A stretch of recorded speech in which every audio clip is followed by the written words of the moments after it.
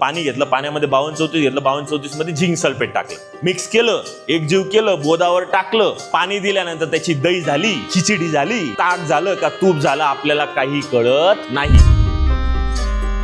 Zinc sulphate मधला zinc आणि 52-34 मधला फॉस्फेट एकत्र आला आणि झिंक फॉस्फेट तयार झालं. झिंक फॉस्फेट झाड उचलू शकत नाही कारण ते पाण्यामध्ये विरघळत नाही. याला आपण म्हणतो की फुटलं द्रावण. मग असं जर काही तुमच्याकडे झालं, जमीन खराब आहे सर, टाकला गेलाय बेसल डोस, आता ते अवेलेबल कसं करायचं, हे तुम्ही जेव्हा जमिनीमध्ये देतात तेव्हा तुमच्या जमिनीमध्ये पडलेले अन्नद्रव्य पिकाला उपलब्ध होण्यासाठी हे काय करतं, मदत करतं. आता कसं, ॲग्रीप्लेक्स ओएने काय केलं, पाण्यामध्ये 100% विरघळलं. पाण्यामध्ये जर विरघळलं तर झाड त्याला काय करतं, ॲब्सॉर्ब करतं, अन्नद्रव्य उचलतं. फक्त तुम्ही प्रॉडक्टची खासियत समजून घ्या मित्रांनो. 90% फुटलेलं द्रावण क्लिअर होण्यासाठी ॲग्रीप्लेक्स ओए मदत करतं.